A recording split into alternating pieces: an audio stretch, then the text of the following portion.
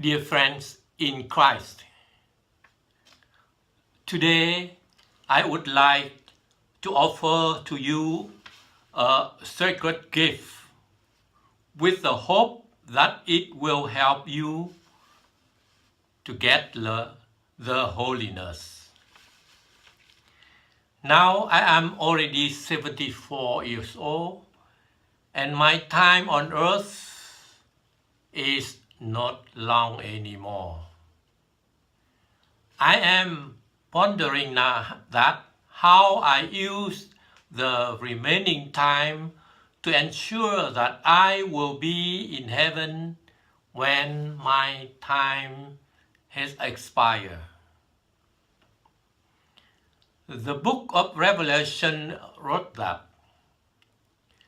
"After this I had a vision of a great multitude, which no one could count, from every nation, race, people, and tongue. They stood before the throne and before the Lamb, wearing white robe and holding palm branches in their hands. The people will worship God for eternity." Let us beg God for His blessing. Bless us among this great crowd. Let us prepare everything right now and do not hesitate and wait for tomorrow, because tomorrow would never come. In the diary of Saint Faustina, God revealed to her that the stars are the soul of the faithful Christians and the moon is the souls of religious. Do you see how great the difference is between the light of the moon and the light of the stars? Such is the difference in heaven between the soul of a religious and the soul of a faithful Christians. So, if we would like our life to be like the moon in heaven, we should be religious. Could we become a religious or not? Surely, if we want to. In the book Liturgy of the Hour, it wrote that, "Blessed are they who hunger and thirst for holiness, they will be satisfied." Blessed are those who hunger and thirst for holiness, they will be satisfied. The most important is that, do we really want to be holy or not? Do we really want to be holy or not? If we want, God will grant His blessing.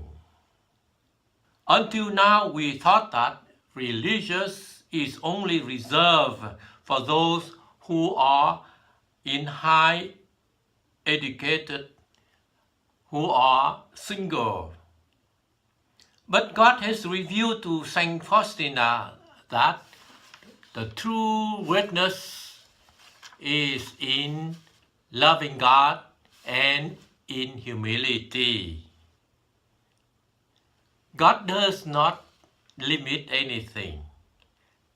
God just mentioned about love of God and humility.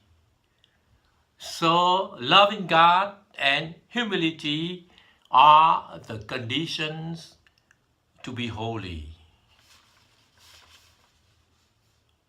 The Catholic Church recently canonized two Saint Martin, the parents of Saint Therese of the Child Jesus. They are a married couple, but they live a holy life, put God first in all things. Two Saint Martins did not have formal education. They are not healthy. They had been endured sickness for many years before they died in sufferings. They are just an ordinary, faithful Christian.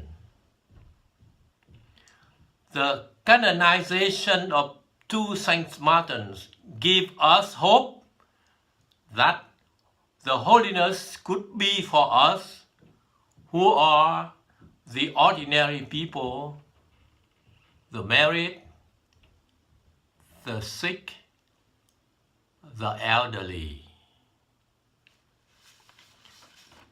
Our Lord could heal Saint Martin right on the first days of their sickness, but he let Saint Jelly Martin endure 12 years in her painful breast cancer.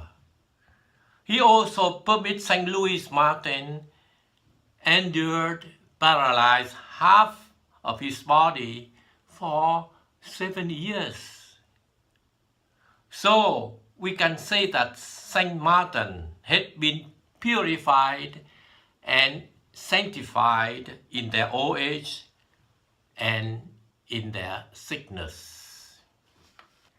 Let us offer our old age, our weaknesses, our sickness, our pain, our lack of sleep, all of our sufferings to God and ask God purify us for heaven. If Saint Martin had been canonized saint, we could hope that we, the elderly, the sick, could be shining like the moon in heaven. Lemon Gentium, the Catechism of the Catholic Church, teaches that evangelical counsels is a way and means of sanctification. Evangelical counsel is a way and means of sanctification. So, if we would like to be holy, we would need to profess these three evangelical counsels.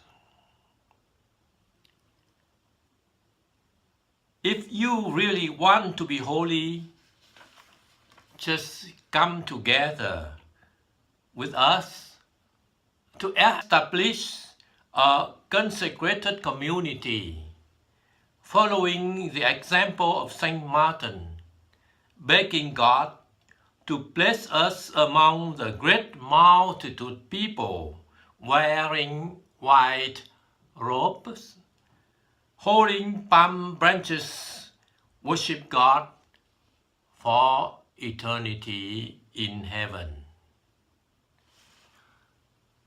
Dear friends in Christ, as a young adult, you would like to discover the life ahead.